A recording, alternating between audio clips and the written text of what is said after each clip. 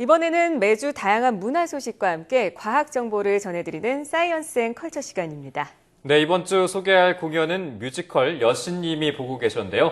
뉴스 컬처 송현지 편집장과 함께 자세히 알아보도록 하겠습니다. 안녕하십니까? 네, 안녕하세요. 네, 먼저 작품이 어떤 건지 자세히 소개를 해주시죠. 네, 뮤지컬 여신님이 보고 계셔는 프랑스 작가 아밀레 노통의 소설 황산에서 모티브를 따온 작품입니다. 네. 이 작품 같은 경우에는 소설에서 제2차 세계대전 당시 독일군 포로 소용소에 수용된 포로들이 가상의 기부인을 설정해 놓고 그들에게 예의와 격식을 차렸더니 무사히 집에 돌아갔다는 이야기를 다룹니다. 네.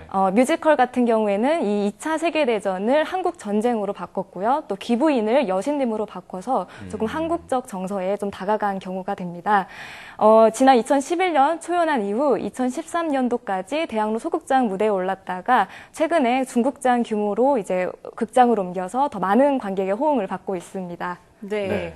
최근 개막한 공연들 중에서는 창작 뮤지컬로서는 이례적으로 흥행몰이를 하고 있잖아요. 이게 어른들을 위한 동화라는 컨셉이어서 좀 더 궁금증을 불러일으키고 있는데 구체적으로 어떤 내용인지 설명을 좀 해주시죠. 네, 이 작품 같은 경우에는 이제 아까 말씀드린 대로 한국 전쟁이 발발했던 1952년을 배경으로 합니다. 네. 북한 포로들을 이송하던 그 남한 군인의 배가 폭풍우를 만나고 이제 자초가 됩니다. 그래서 이제 무인도에 불시착하게 되는데요. 이제 이들은 어쩔 수 없이 서로 총구를 겨누고 있었지만은 이제는 같이 무인도에서 생활을 하게 됩니다. 네네. 처음에는 이제 생존 본능만 남겨져 있으니까 이제 뭐 불신도 하고 서로 공격을 하지만요. 아무래도 같은 공동 생활을 하다 보니 이제 같이 활동을 하면서 상처를 치유하고 마음의 상처도 이제 아물어지는 그런 시간이 됩니다. 네. 그렇군요. 네. 사실 이 뮤지컬의 배경이 6.25 배경이잖아요. 그러니까 좀 현실성이 있는 그런 작품이라고도 할 수 있는데 여신이 등장합니다. 네. 뭐 귀부인을 여신으로 바꿨다 해서 여신이 등장했는데 네. 이게 좀 가능한 이야기일까요? 이게 이 작품의 이제 핵심 인물 같은 경우에는 이제 남한 군인의 한영범 대위와 이제 북한 군인의 이제 류순호가 있는데요. 네. 예, 류순호 같은 경우에는 이제 6 군인 중에서 유일하게 이제 배를 고칠 수 있는 군인입니다. 그런데 이제 이 친구 같은 경우에는 이제 전쟁 트라우마로 인해, 그러니까 전장에서 이제 친형을 잃어버린 그 트라우마로 인해서요. 이제 배를 고치지 않게 됩니다. 그래서 네. 이제 말재주가 좋은 한영범 대위가 자, 이 섬에는 여신님이 있고 이제 여신님에게 잘 보이면은 너가 이제 무사히 돌아갈 수 있다라고 이제 말을 지어내고요. 네. 이제 그 말을 고지곳대로 이제 순호 같은 경우에는 믿고서 여신님을 위해서 이제 활동을 하게 됩니다.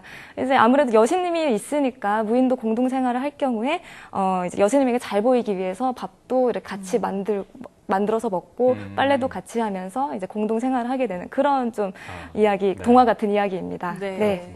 뮤지컬에 등장하는 순호라는 인물이 트라우마를 겪고 있는 거군요. 네. 그러니까 세월호 이 사태와 관련을 해서 또 트라우마, PTSD 치료와 관련된 내용들이 계속해서 나오고 있는 것 같은데 트라우마, 이게 정확히 어떤 증상입니까? 네, 이제 트라우마 같은 경우에는 프로이트의 정신 분석학의 토대를 이루는 개념인데요.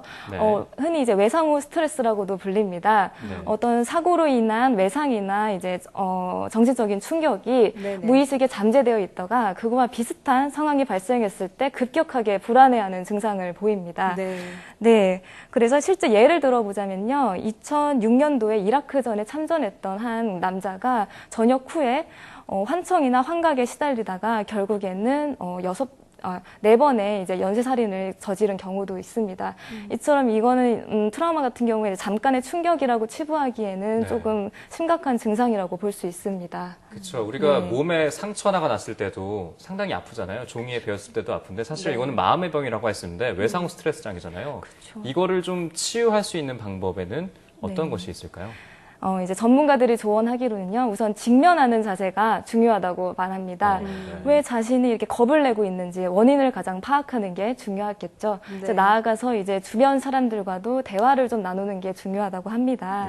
그러니까 최근 요즘에 세월호 참사다 해서 직접적으로 피해를 보지 않더라도 미디어를 통해서 간접적인 트라우마에 시달리는 경우가 있는데요. 네. 이런 트라우마에 오랫동안 노출이 되면요, 우울증 등 같은 정신 질환이 이제 함께 발생 발생을 하고 네. 심한 경우에 자살의 원인이 되기도 합니다. 네. 그래서 이제 치료하지 않고 저절로 이게 나을 거라고 이제 생각하는데 그렇지 않습니다. 낮은 회복률을 보인다고 합니다. 그래서 그렇죠.